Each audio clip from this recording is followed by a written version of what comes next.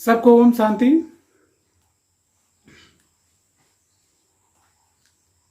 आज हम लोग ललदद्य या लल्लेश्वरी, जो कि कश्मीर की बहुत प्रसिद्ध कवित्री हैं, जिस प्रकार से मीराबाई ने राजस्थान में भक्ति की गंगा बहाई, अक्का महादेवी ने कर्नाटक में बहाई, आंदाल ने पूरा तमिल क्षेत्र में बहाई, उसी प्रकार से लल्लेश्वरी जी ने कश्मीर में भक्ति की गंगा बहाई है। और उनके पद, उनकी रचनाएं आज भी कश्मीर की जनता में बहुत ही लोकप्रिय हैं, लोग जबान पर रखते हैं। तो आज हम देखते हैं उनके कुछ काव्य का रसास्वादन आपको कराते हैं, जो कि क्लास 9 के आपके पाठ्यक्रम में बाक नाम से हैं। बाक माने होता वाक, वाक से बाणी, अर्थात ललदद्य की बाणी। तो पहला देखिए है, रस्सी कच्चे धागे की खींच रही मैं नाव। उनकी बाणी का पहला चरण है, रस्सी कच्चे धागे की खींच रही मैं नाव, जाने कब सुन मेरी पुकार, जाने कब सुन मेरी पुकार, करे देव भवसागर पार, करे देव भवसागर पार, जाने कब सुन मेरी पुकार, करे देव भवसागर पार। पानी टपके कच्चे सकोरे, पानी टपके कच्चे सकोरे, व्यर्थ प्रयास हो रहे मेरे, जी में उठती रह रहू, जी में उठती रह रहू, घर जाने की चाह है घेरे। तो या घर जाने की चाह है मूक, ऐसा लिख लीजिए, ऐसा कह सकते, चूंकि अनुवाद है किसी कवित्री का। तो जिस तरह से समझ माया अनुवादकों ने अपने तरफ से किया है, और यह मूलतः कश्मीरी में है। तो रस्सी कच्चे धागे की, कहते हम सबका जीवन क्या है, कच्चे धागे से बंधा हुआ, कब टूट जाए कोई पता नहीं। हमारी जो सांसों की डोर है, यह कब चली जाए इसका कोई पता नहीं है। खींच रही मैं नाव, इसी से हम लोग क्या है, अपने श्वासों के दम पर अपने ये पूरे शरीर की नाव खींच रहे हैं, और कब ये श्वास रुक जाए इसका कोई भरोसा नहीं। जाने कब सुन मेरी पुकार, करे देव भवसागर पार। जैसे कबीरदास जी कहते हैं कि जिम भलिया छाड़ा पड़ा राम पुकार पुकार। भगवान राम को पुकारते पुकारते मैं बहुत दिनों से पुकार रहा हूँ, लेकिन परमात्मा के दर्शन नहीं हो रहे हैं। उसी तरह से कवित्री कह रही कि जाने कब देव परमात्मा भगवान शिव हमारी पुकार सुनेंगे और हमको इस भवसागर से पार ले जाएंगे, जो परमात्मा कल्याणकारी हैं, हमारा कल्याण करेंगे। पानी टपके कच्चे सकोरे, व्यर्थ प्रयास हो रहे मेरे। ये जीवन क्या है, ये शरीर क्या है, कच्चे माटी का घड़ा है, और कब ये नष्ट हो जाएगा इसका कोई भरोसा नहीं है। कच्चा सकोरा जो है, कच्चे मिट्टी की घड़े को कहते हैं, बर्तन को कहते हैं, तो कब टूट जाए कोई भरोसा नहीं है। कवित्री कह रहे हैं प्रयास मेरे व्यर्थ हो रहे, अर्थात मैं भगवान की शरण में जाने का प्रयास तो कर रही हूँ, लेकिन अभी तक भगवान ने अपनी कृपा नहीं किया है। जी में उड़ती रह रहे हुक, हुक माने अंतर की पीड़ा, हृदय से जो आवाज़ निकलती उसे हुक कहते हैं। तो कवित्री कह रही हैं कि मेरे हृदय से आवाज़ निकल रही है और घर जाने की चाह है घेरे परमात्मा के पास, जो कि हम सबका घर, सबका परमात्मा के पास ही, हम सब वहीं से आए, वहीं जाना है। तो कवित्री वहीं जाना चाह रही हैं। तो ये उनकी पहली बात थी। अब देखिए द्वितीय देखते हैं, खा खाकर कुछ पाएगा नहीं, न खाकर बनेगा हंकारी, न खाकर बनेगा हंकारी, और सम खा तभी होगा संभावी, सम खा तभी होगा संभावी, खुलेगी साकल बंद द्वार की, खुलेगी साकल बंद द्वार की।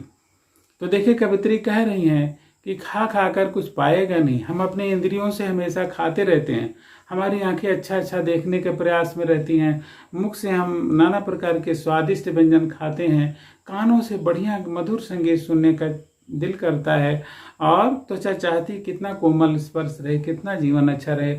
लेकिन भगवान कहते हैं कि यही संस्पर्शा भोगा दुख यौन होते।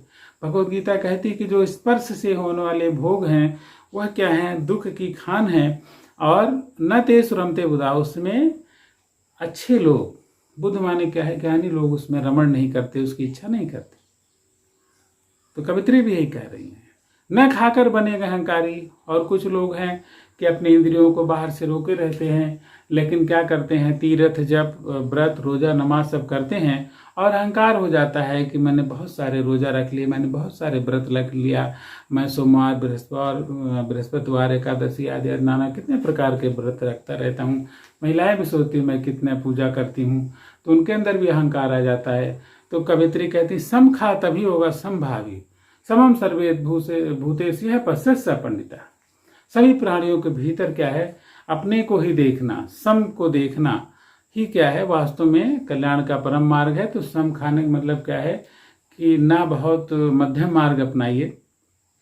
पहली चीज, पहला अर्थ है कि मध्यम मार्ग अपनाइए, बराबर रहिए, न ज़्यादा तीर्थ व्रत रोजा नमाज करिए, न बहुत ज़्यादा भोगों में लिप्त रहिए। पहला ये है। दूसरा ये है कि सभी प्राणियों के प्रति बराबर रहिए, किसी के प्रति कोई द्वेष भाव मत रखिए। खुलेगी सांकल तभी बंद हो, तभी परमात्मा के जो दरवाजा वो खुलेगा और हम सब परमात्मा के प्रेम के भागी बनेंगे। तो कितना अच्छा कवित्री कह रही हैं। अगला देखिए, आई सीधी राह से गई न सीधी राह। हम लोग क्या है, पर जब आते हैं जन्म लेते हैं तो कितने अच्छे होते हैं, लेकिन जब संसार में आते हैं तो कितना द्वंद्व सीख लेते हैं। और क्या है, सुषुम सेतु पर खड़ी थी, बीत गया दीना। बीत गया दीना का मतलब क्या है, 3 नाड़ियां हमारी, ईड़ा पिंगला सुषुम्ना, और सुषुम्ना के हमारी मध्य नाड़ी है। ईड़ा पिंगला हम सांसारिक जीवन भ्रमण करते हैं। जब सुषुम्ना में हमारे प्राण शक्ति जाती है तो हम परमात्मा की तरफ अग्रसर होते हैं। तो कवित्री परमात्मा की तरफ तो थी, लेकिन परमात्मा के दर्शन नहीं हुए, अर्थात जीवन बीतता जा रहा है। जेब टटोली कौड़ी न पाई। कवित्री कहती है कि मैंने जेब टटोला और माझी को क्या दी उतराई। जब ये जीवन बीतता जा रहा है तो कोई मेरे पास अच्छे कर्म नहीं है कि जिससे हमारा जीवन या अगला जीवन अच्छा होगा। माझी माने परमात्मा को क्या मैं कहूँगी। और हम लोग सोचते हैं, वास्तव हम लोग सोचते हैं कि हमारा जीवन तो अभी बहुत है, हम अच्छे कर्म कर लेंगे, और कभी वो समय नहीं आता है। तो मैं अपने छात्रों से भी कहूँगा कि प्रतिदिन अपने अच्छे कर्मों का हिसाब रखें कि कितना उन्हें अच्छे कर्म किए हैं, और बीत गया दिन उन्हें ये दिन न देखना पड़े कि जीवन चला गया और मैंने कोई अच्छे कर्म न किए। तो सभी लोग अच्छे कर्म करने में जुट जाएं। थल थल में बसता है शिव ही, थल थल में बसता शिव ही, भेद न क्या क्या, भेद न कर क्या हिंदू मुसलमान, भेद न कर क्या हिंदू मुसलमान। ज्ञानी है तो स्वयं के जान, ज्ञानी है तो स्वयं के जान, यही है साहब से पहचान, यही है साहब से पहचान। साहब माने परमात्मा से पहचान यही है कि हम खुद को जान ले। तत्वमसि अहम ब्रह्मास्मि, हम ही क्या है, परमात्मा की शक्ति है, और परमात्मा ने हमको भेजा, हम परमात्मा के सर्वश्रेष्ठ पुत्र हैं।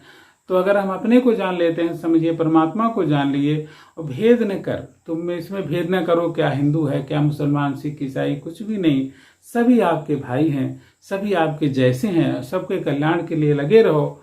और थल थल में बसता है शिव, परमात्मा वो शिव कल्याणकारी हर जगह अपने विभिन्न रूपों में है और हर जगह विद्यमान है। तो हम परमात्मा के सृष्टि का जो हर जीव में है उसको देखें और किसी के प्रति कोई भेद, द्वेष, घृणा आदि न रखें।